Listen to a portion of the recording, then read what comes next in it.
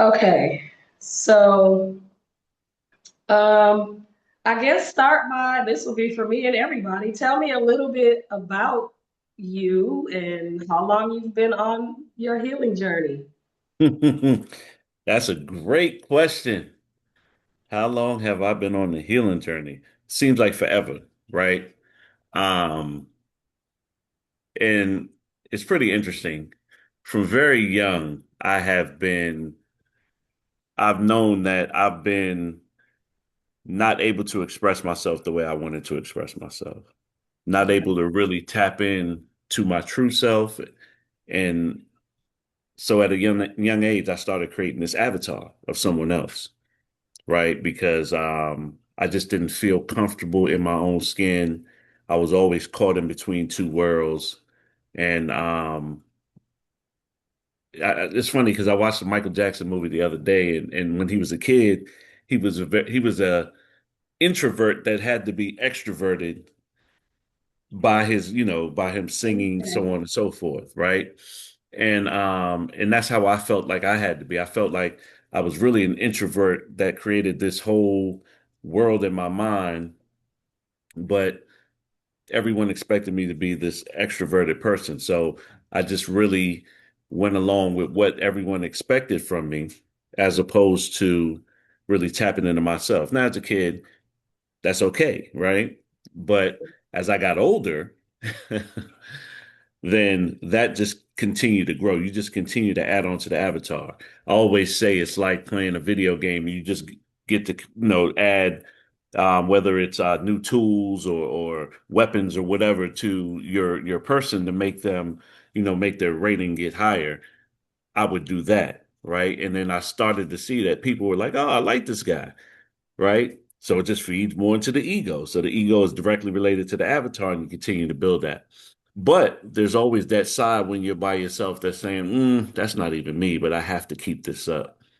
So you figure at some point that would just stop, but it doesn't because every time you get in a pinch, you defer to the avatar and not the real you, right? Mm, So, yeah. so that was, I mean, I fought with that forever. Even, I grew up Catholic, so I'm just a little backstory. I was born in South America. I was born in Guyana. So, the colonized by the Brit, very heavily Catholic influence. My mom, sisters, no, everybody's religious, Catholic, church, or whatever they turned out to be, but that's where it started. And you'll see that from a lot of West Indians. And so just growing up around that, it just felt awkward to me. Like there was no spirituality in that, right? And I just knew that I was always a spiritual being. I just didn't know what it was or how to bring that out. So right around 16, I started to venture off and just start studying religions, cultures, so on and so forth. So that's when the journey started, right? But again, every time I would get to a point where I was feeling comfortable being me, either society didn't accept it and it made me revert, or I felt that I needed to fit in that chameleon. I needed to fit in and I would go away from it. And I mean, to be pretty transparent, that internal struggle lasted 40 something years. Wow. Yeah. So just recently, and I call it the caterpillar turning into the butterfly. Just recently, I went through the whole metamorphosis of going from that caterpillar to the butterfly within the last 2 years. But How until did then, you, I'm sorry, go ahead. yeah, no, I was saying until then, I was halfway there, and then I would turn back and revert a little bit, and halfway there, and I would turn back and revert a little bit. And I mean, we'll discuss it. There's several factors to that, but yeah, 2 years, I would say now that I fully made the transformation, and now it's like, oh, I should have did that 30 years ago. Life would be this much better. So Okay, yeah. okay. But I can understand trying to keep up the appearances. You Mhm. know what I mean? I get that, because you wanna be liked, of course. You Mhm. want the people around you to wanna be around you and not call you weird and all of these. Did you get that? Did people call you names and say you tripping or you on some weird ish or Yeah, did that they still happen? they still do it. But see, now I can handle it, right? Because I am different. I don't want to be like that, right? But before, again, the whole avatar is built around fitting in, being like everybody say, "Oh, Chaos, that's the life of the party." He's the, you know, so it comes with expectation, right? So they're Mhm. expecting you to be those things. And if you're not on all the time, I felt like I had to be on all the time. And when you're off, then it's always like, what's going on? What are you doing? Da, da, da, da. And you're always making excuses and all that. It's like, instead of just coming to the realization that nah, I'm living a whole different life. In my head, I'm living a different life. And in reality, I'm living a different life. So that's real hard on your spirit. So did you Super hard. find that making the transition, did you find it difficult on any relationships? Did you have to let people fall off or let relationships go? Yeah, some were forced. Some let me go, right? And but yeah, in terms of friendships, I think the biggest relationship that I had to let go was letting go of the avatar. That was Okay. the hardest thing I've ever had to do in my life, right? And I Yeah. think that was the most gratifying and the most um destructive relationship that I've had. Okay. So once I let go of the avatar and saying, "Hey, this no longer serves me." I don't. It served me when I needed it to get through some rough points and those type of things, but this no longer serves me where I'm going. Well, kudos to And once you I for let go of even that, say again. I'm I'm sorry. with you. Okay. No, I'm So listening. Thank you, thank you. I have a couple questions. I just kind of been taking notes over the week, just different things that I knew I wanted to eventually talk about or ask. And so, one thing I want to know, coming from a man, is do you have people in your life, in your circle, that are on the same journey that are like, you know what, man, I understand. Like, I had to let that go. Do you have people around you like that? Absolutely. So, and I didn't initially, right? So I had to go out and seek that. So, probably about 4 years now, I think. uh, we went through a rites of passage with Supernova Islam, Queen Afua. So we became wellness warriors, and a lot of times when you go through these rites of passages and things like that, um, 12 weeks, your brother's high, everything's good, then you break up and you go back to your lives and you don't talk to each other. I made it a point to keep brothers together, so we've been meeting every Monday for the last 4 years. I actually just got off the call. That's why I may have been a minute late because I was transitioning from there to here. But we've been meeting every Monday for the last 4 years, and this is what we do. We talk very high level conversations about how we're doing, what's going on, what are the things that are affecting us, what can we do to improve, what can we do in our areas, what are the differences. Like we're very vulnerable and transparent about the things that we're experiencing because I think all of us identified throughout life that we didn't have space for those conversations, right? We didn't we When a man showed vulnerability and weakness or vulnerability and any type of trying to understand his emotions as opposed to react to his emotions, it was shown as a weakness. And so we drew it in and everything, all of our emotions, and we only knew a few emotions at that point because we were only allowed to have a few emotions at that point. And I think by us being able to be vulnerable with each other, by us being able to really understand each other's walk and say, "Damn, you too, same thing." Okay. Yeah, it's just a beautiful thing. So that was one of the questions I was going to ask you about emotions because you're right. Men, boys, they weren't taught. They like even in a workspace, if say for example you get injured and you like really like I need a minute, then people start calling you names, calling you the P word, and stop being a Yeah, bee, all of right. that stuff. Do you think that that stems from like our grandfathers and great grandfathers? Like, where do you think that comes from? Yeah, it's society, and it's even before that, right? We've been taught that men are on, we're here to be providers and protectors, right? That's it. And if you're not doing that, then you're other than. Those old archaic mentalities were never taught duality of emotions, right? They were never taught to what there was a balance of feminine and masculine. They didn't know that, right? And if they knew it and they felt it, immediately they would course correct because again, they didn't want to be called those names and they didn't want their woman to even see them in that weak state, right? So I think it's so much that goes into that, though. The reason why we are where we are today, trying to figure it out. And society has a huge part to do with it. Our personal relationships with our mother and our father, once you really start to look into those relationships, then again, that's a whole nother list of things that you're writing down saying, man, oh man, I see this, I see that. And then just our friends and because they're learning from the same group of people we learn from, Right. so yeah. So, what do you feel like this is the reason?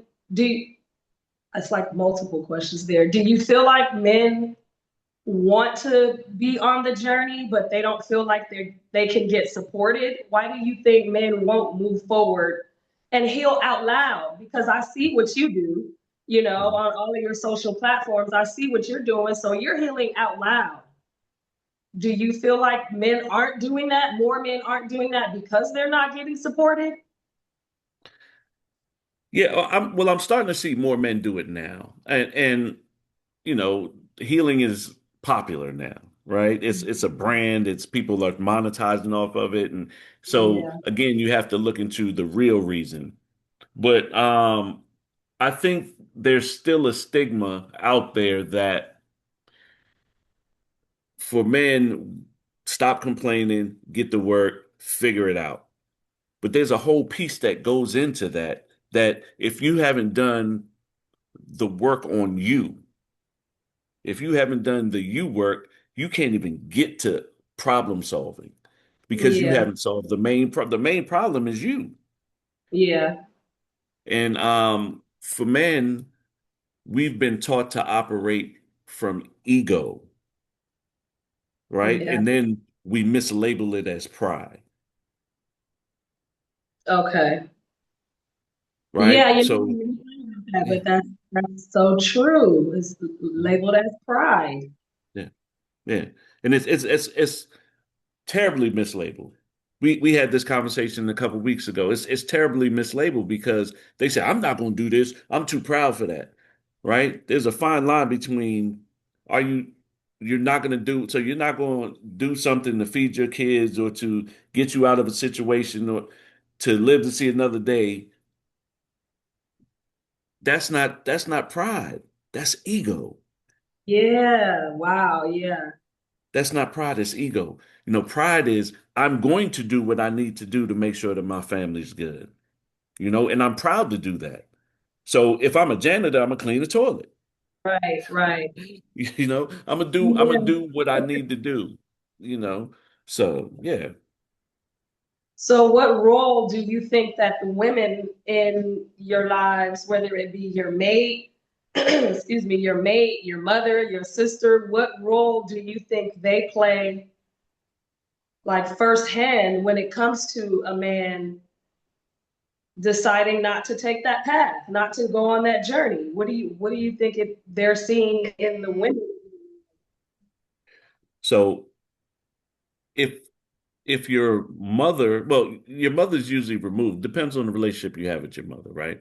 Because my mother, again, throughout my whole journey, she gave me space. But I tell you what, she'd be like, "You doing this?" I remember when I when I was studying Islam. You studying Muhammad and you just have to have, I know my mom, right? And I know my mom loved me no matter what happens, right?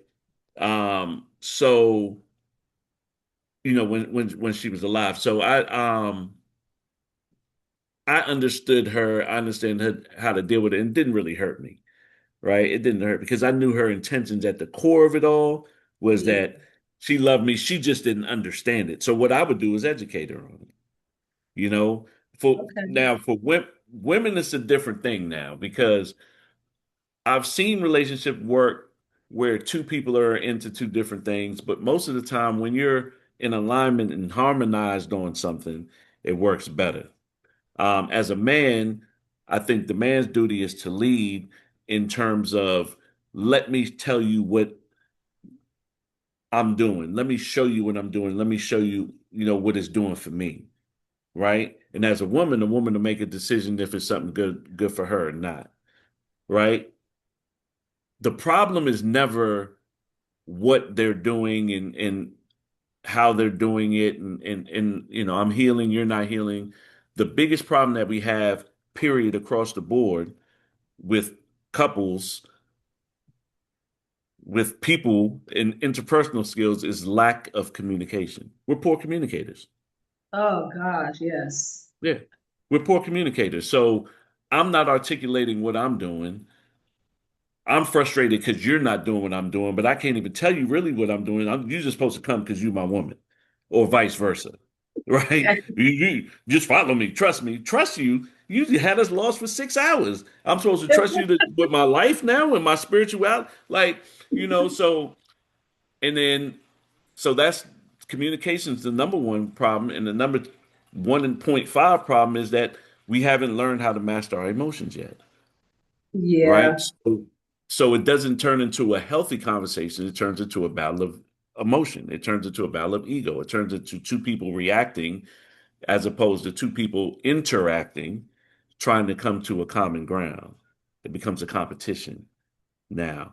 So women absolutely have a great part in this because most women make the switch first. In my case, my woman made the switch first, Okay. right? She decided to really lean into, like, we spoke about it and we incorporated some things throughout, but she decided to lean in 100%. So she started changing. She started getting up at 4 in the morning and doing rituals and all types of stuff. So as I'm seeing all these changes in her, I'm like, what's going on? Um, and then as a man, you got to make a decision at that point. Like, Mhm. this might be something real. Like, let me figure out what's going on. And that's why I started doing my research. And I was like, okay, yeah, this is a lot of stuff that I'm already curious about. This is a lot of stuff I'm already, may have practiced or read about. Let me dig Okay. deeper. And as I dug deeper, then it made sense for me to lean in certain ways and that type of thing. But that's just a phase of it. The healing part is the work when you got to do that shadow work and you got to you got to figure out how to communicate. You got to understand the difference, like between having a conversation from love and understanding, then straight from ego, and that all comes from not mastering your emotions. So, that's you got to think about it. Depending on your age, you may have 30 to 40 years of just poor Yeah. interpersonal communication. So it's going to be very hard for you to communicate effectively with somebody if you're not really putting in the work on a high level. Yeah. Yeah. So what would you say to a man like a guy, so y'all hanging out, watching the game, whatever, and um you find that he's suffering in silence? What would you say to him, like man to man, like man, how long are you gonna keep suffering like this? What would you say to him to get him to go ahead and be like, I guess for come out the closet on the healing, what would you say to him? I like that. I like that. No, it's I have real conversations with brothers every day, just like that. And it's Okay. just you have to not be afraid to ask the tough question, whatever it is. Right. And I never challenge a man in a way that's not filled with intention and that's not filled with love. I'm not coming at him belittling him, say, "Hey, bro, you about to lose your family. You about like, what are you doing?" I'm looking at Yeah. say, "Is this something that you want? Like, how important is your family?" Like, I think once we start exploring questions with care, it makes sense to people. And I do that a lot with a brother. So if a brother, I could just see it on him. I'm like, man, what's going on? Like, and eventually he'll say, man, I just got a lot on my mind. Well, how are you dealing with that? Right. Right? Put it on him. Well, I smoke, drink, smoking and drinking is not dealing with it. How are you Right. dealing with it? Because once you come down from that high, that it's going to be there. So how are you dealing with it? And just really getting inside the bubble. I think it's just people seeing you do the right thing. Like if we're out, I might start talking about something like, man, let me tell you what happened today. Let me tell you what's on my heart right now. And they'd be like, damn, we not going to talk about LeBron and Jordan? No, no, no, no, no, no. Nah, nah, that's them friends over there. This is a whole different, Yeah. this is right. So, I think the other part of it is a lot of brothers, not they just don't heal in silence. They practice in silence as well. It's a lot of brothers who know a lot that can be powerful, but they don't show that when they with their homies. Their homies, they like, oh, da, da, da, da, da. And then you see them in another circle, they're totally different. We have to make a decision who we want to be, right? Because my friend's not going to feel vulnerable and open up to me if he doesn't see the change in me, because he's just gonna be like, well, shit, you ain't no better than me. Yeah. So Okay. I think Yeah. just me modeling, you know, not even just being me. I don't code switch anymore. Like I'm just me all the time because now I know who I am. Before I felt like I had to be this. I felt like now I know who I am. So when people see me, they're like, "Oh, okay, yeah, I know what I know what's about to come from him." But those are the same people that's gonna come for you and say, "Hey, I got something on my heart I need to share." What are your thoughts on that? Yeah. Yeah, I think the code switching thing is something I can relate to 100% because I really recently, since I moved here to Bali, I've had to decide to just completely, certain people I don't have conversations with anymore, Mm, on a regular basis because I found myself doing that because I know they don't have the same belief system that I have. Super Christian, super bogged down into the religion. And to me, when I hear them say, oh, I don't believe in meditating and, all the things that they deem demonic or of the devil, they don't believe in. But I'm like, well, then you don't believe in me because that's mm, what I'm about. You know what I'm saying? So I had to decide recently that the code switching thing, it was done because I yeah, felt like when we were together or talking on the phone or whatever, I wasn't my whole self. I felt like I was dumbing myself down in order mhm, to make them comfortable. right. Yep. So, Yeah. That's beautiful. There's no growth in that. There's no mhm, growth in that. And again, we have to be our authentic selves in order for us to really grow, evolve, and become. We have to be. We can't continue to be all these different people in different spaces and expect, for us to be blessed with the abundance that's deserved to us. And it's not even going to put us in alignment to even be in a place to receive it when it's there. yeah. So what do It's you just think not. about people who, because unfortunately, I had to let my last relationship go a few years ago because it's like, how you just spoke about the things that people know, but they're not sharing.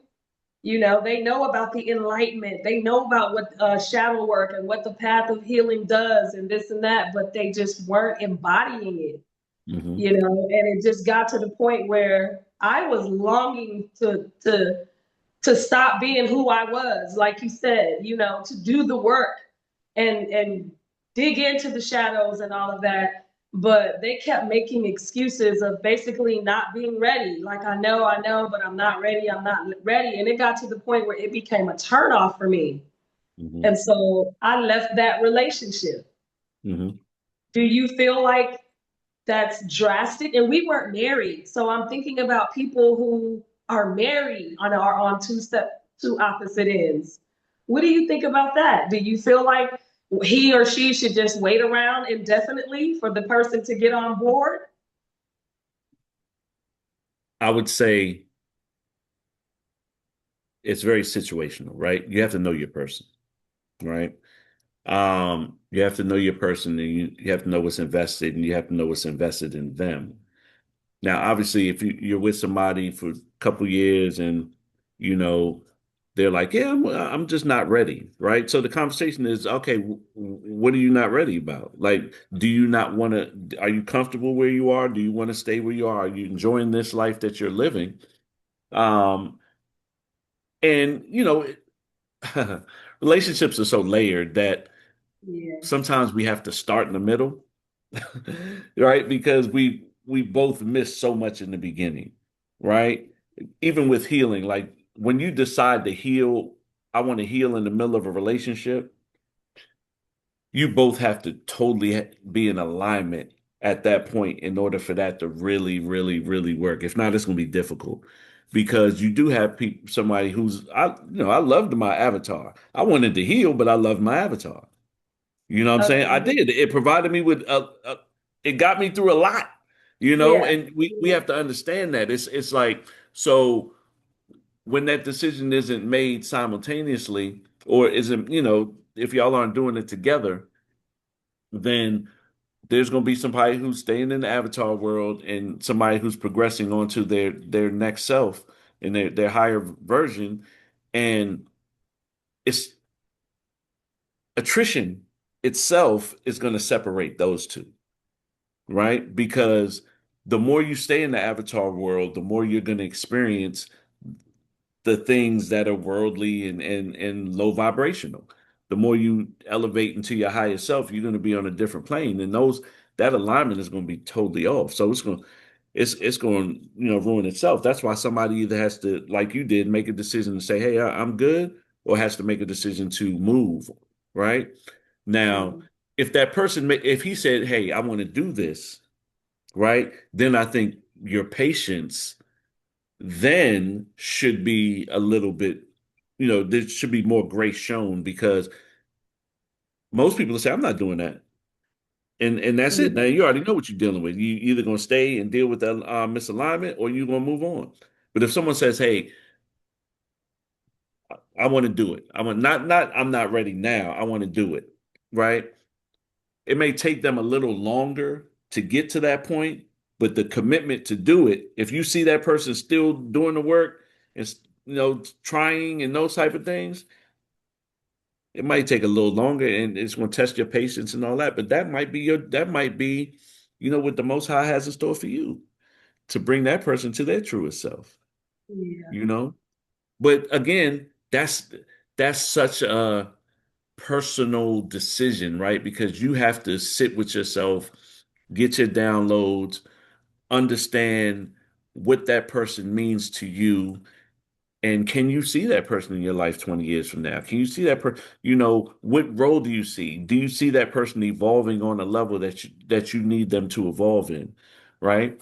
Um, so and then look, I've witnessed that from the other side of it, right? Where, you know, I may have not have been as ready or for me, the last thing for me was letting go of the ego and the communication, right?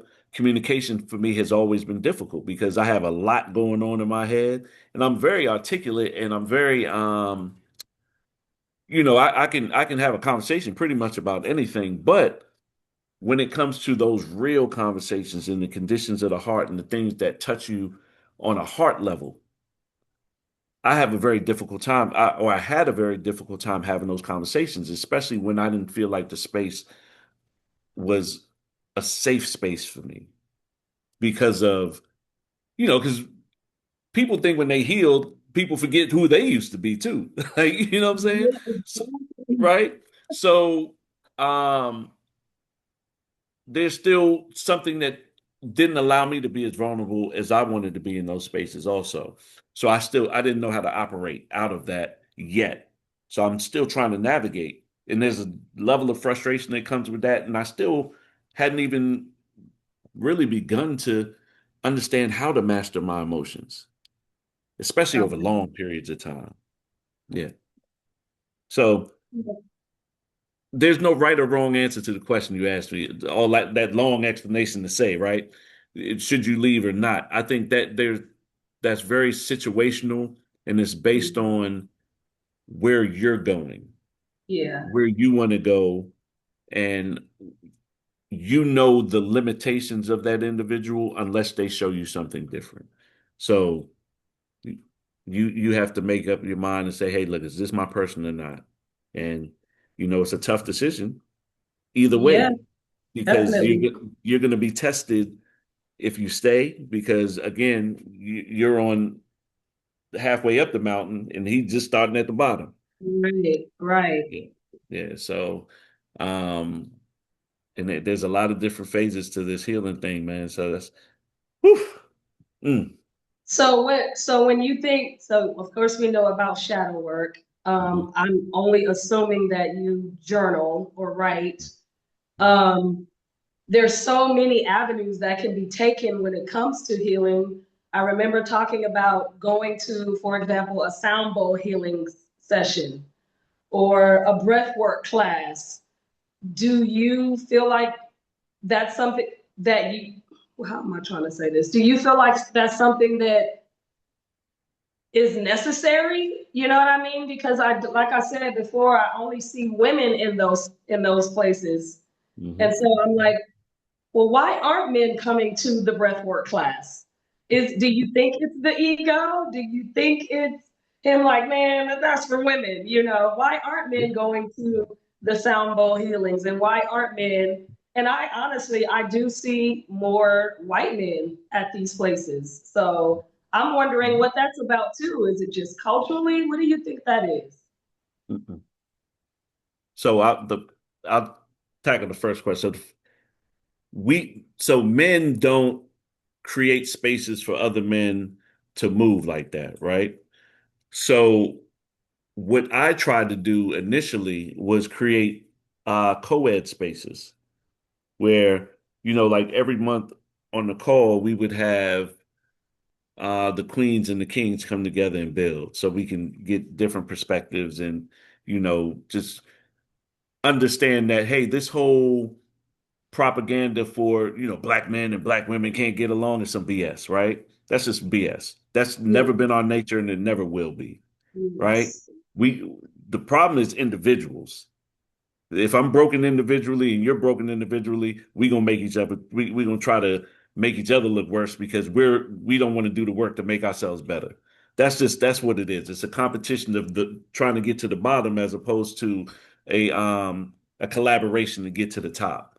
And so with these classes, you see what women heal in groups openly there, and so that was one of the main reasons why I was like, we need to create more men groups for everything. So before our call, we usually breathe, we do breath work. What I loved about Man Heal Thyself, and so I never, I know brothers pledge and all that type of stuff, so they have some type of understanding of groups and how they work. When I joined Man or went through the initiation for Man Heal Thyself, it was the first time that I did group chants with brothers and prayers and I at the mosque and stuff like that. But um, it was just the first time doing these large rituals with brothers.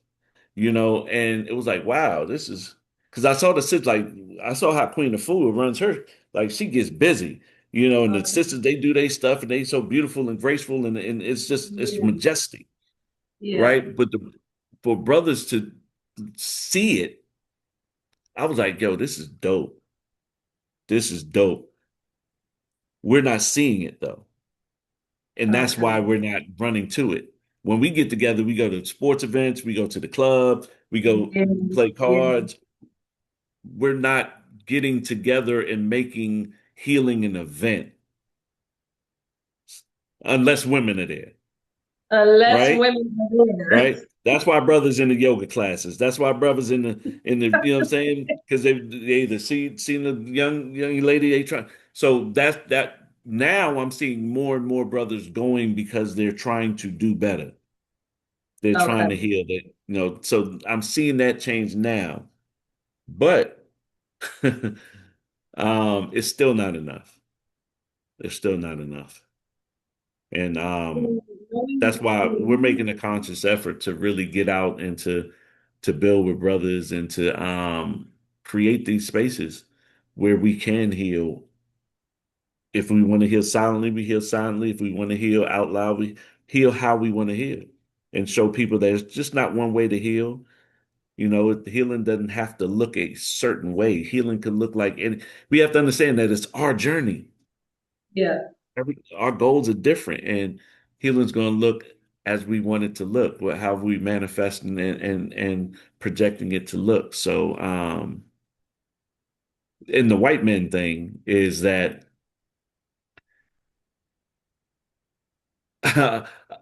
I say if you see me living white man comfortable, I'm living a good life because Yeah.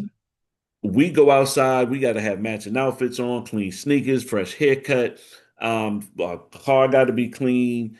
We got to we got to have all these checks on our boxes before we leave the crib. I'm going into these nice restaurants and spots, and I see a white dude coming with some shorts, some toes all out, hair all over the place, little tiny polo shirt on that don't even, and he's not thinking about nothing. He got a nice woman on his arm. She like him. They Yeah. laughing. They loving each other.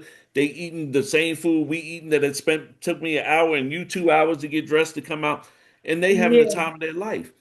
They're not focused on the appearance, they're focused on the experience. They're Dang. experiencing, they're experiencing life different than we're experiencing life because we get so much focused on the appearance and the aesthetic of it. We want to look good, right? They want to be good. We have to Yeah. be comfortable. That's where that healing comes from, knowing that I feel good. It doesn't take me 2 hours in the mirror to look good. It doesn't take new Adidas or Tim's or five gold chains and rings and a Benz that drive forward, back, and around the corner for me to look good or feel good. Now, those things, if you want them, you can afford them. That's great. But I don't need those things to feel complete. So these white guys, they don't care. They don't. When you go to the health fairs and all that, they on the ground picking women up with their feet and all that, and they're not doing that in a sexual or sensual way. They're doing it because they totally enjoy it and they're in tune. Yes. So when I look at life from the lens of others, I just sit and I scan the room and I'm like, we've come a long way, but we ain't white guy comfortable yet. And when Mm. can become white guy comfortable, it's going to disarm us from a lot of these societal um, things that are leading us astray. A lot of them. They're important. They're about appearances, ultimately. Yeah, yeah, yeah. I mean, we we focus a lot. And look, man, everybody want to look good, be good. They say look good, feel good, right? People say that all the time. Look at that, man. I look good, I feel good. Man, do the work, you're gonna feel good regardless. Right. Do the work, you're gonna feel good regardless because it's not about how I look. It's about how I'm showing up every single day, who I am. So yeah, yeah.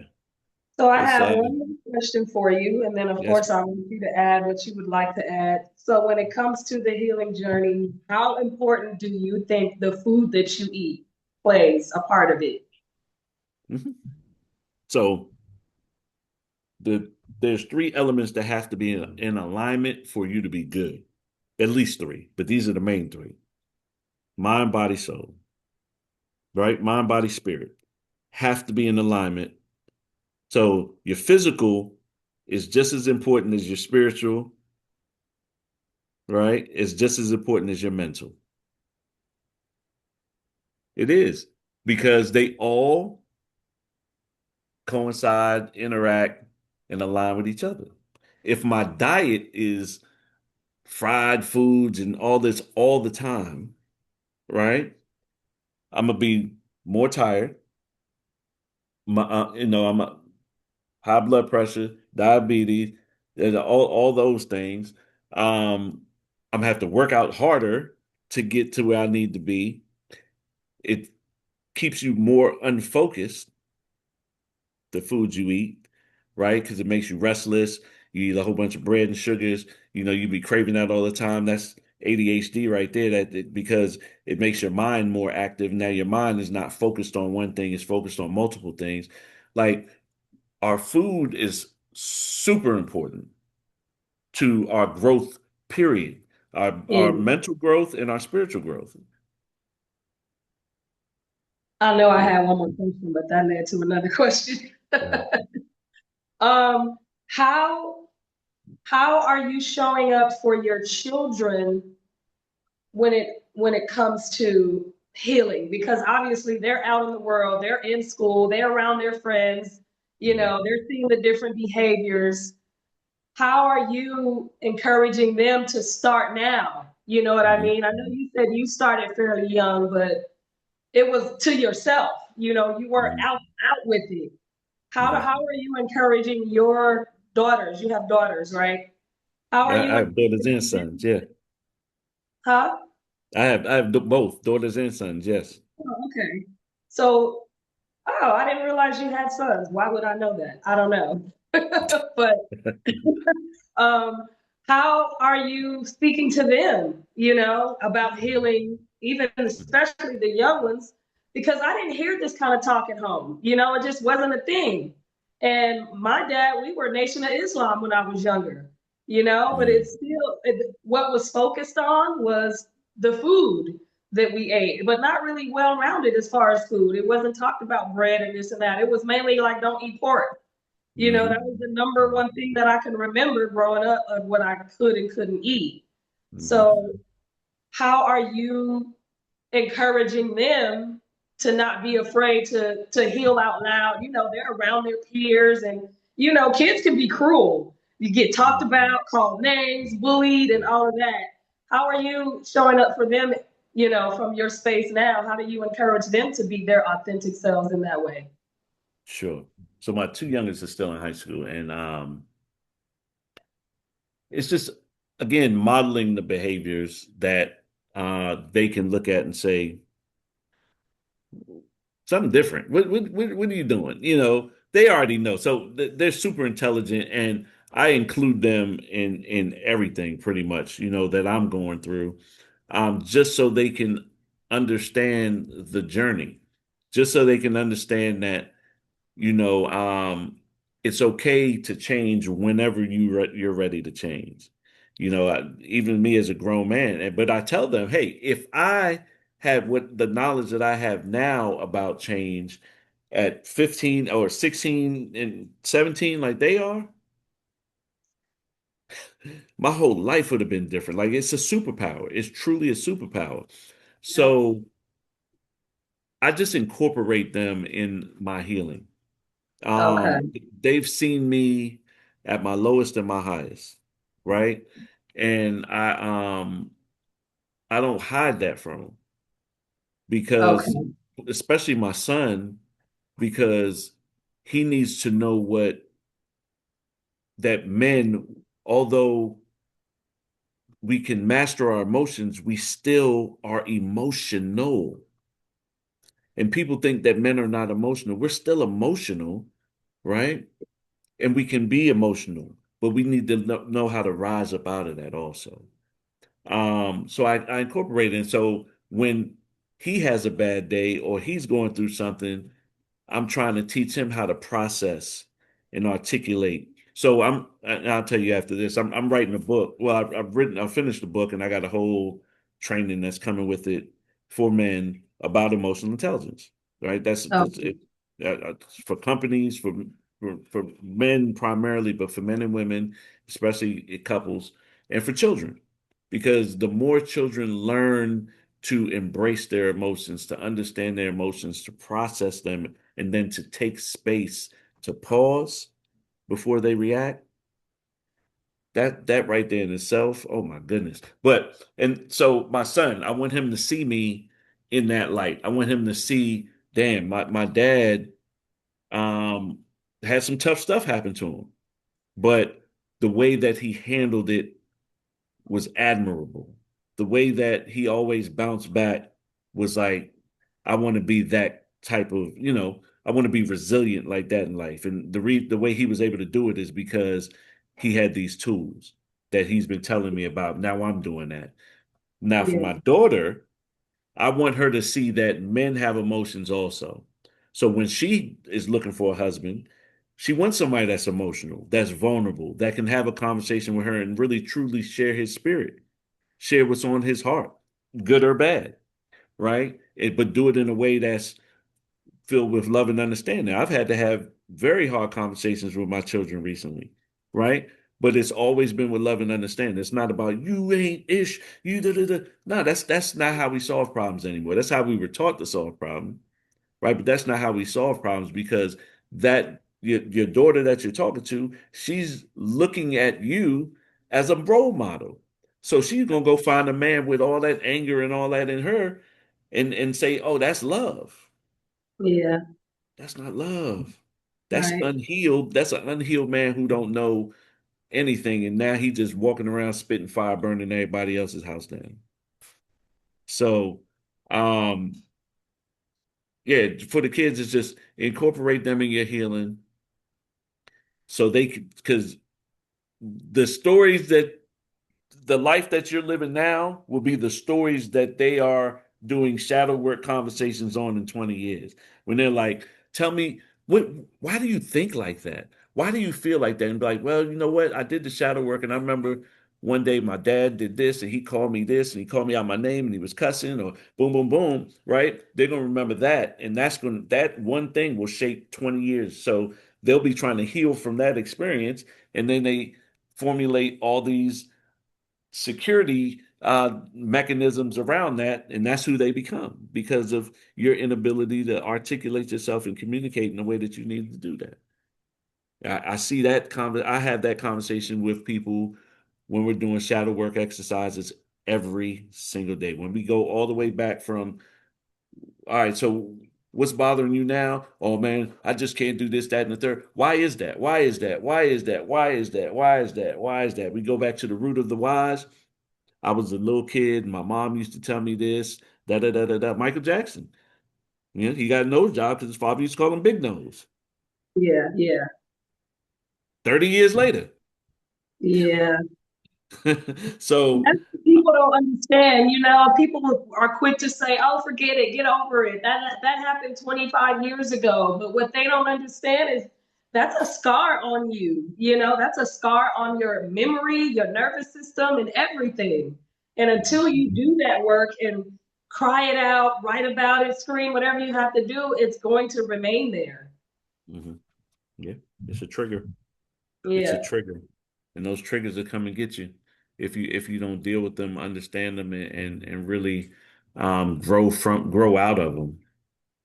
They'll come back and haunt you for years and years to come. Trust me, I was digging up stuff that I was like, oh my goodness. Right? Am I My really good. remembering that? Yeah. And is it still affecting me? That's the thing. When you really say, damn, that really affected me. Because again, you build like you talk about that scar tissue, as I call it. There's so much scar tissue built around the true hurt that you no longer Yeah. feel it, right? Because now you just every time you just reacting, reacting, reacting, reacting. But when you cut through that scar tissue and get back to that wound, woof, woof, it's different. Yeah. Yeah. Mm. So did you see the video of the young boy who slammed the girl? Mm-hmm. That was Mm-hmm. devastating.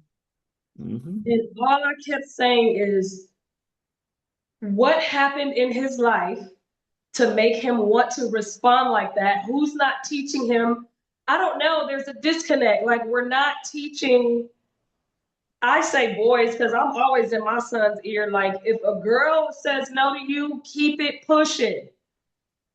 That don't take it personal. You know what I mean? You may not be her type, whatever it is, because I can remember growing up as a teenager and a guy trying to holler at me and I say no. Now I'm all kind of bitches and you ain't Hmm. that cute anyway, you know, and Yeah. this and that. And so I'm just like, what's happening in these young men's lives that causes them to respond that way? Is it just rejection? Because life is going to be full of rejection. So, Hmm. where do you think the disconnect is when it comes to that kind of response, so drastic? Hmm. We're taught to react strictly from emotion. We're not taught to react from logic, thought, or anything. We're just that's the way society has taught us to react. Or our parents have taught us to react, right? Because you do something, something's going to happen right away, right?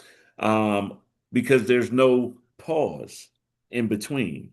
So Yeah, when I'm reacting strictly from ego or emotion, there's only negative that's coming out of it. Only.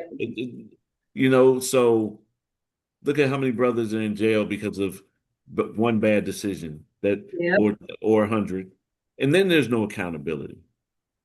There's no accountability because if that was my son, he would have known prior to even he already know he come on, we have to prepare our kids for these moments.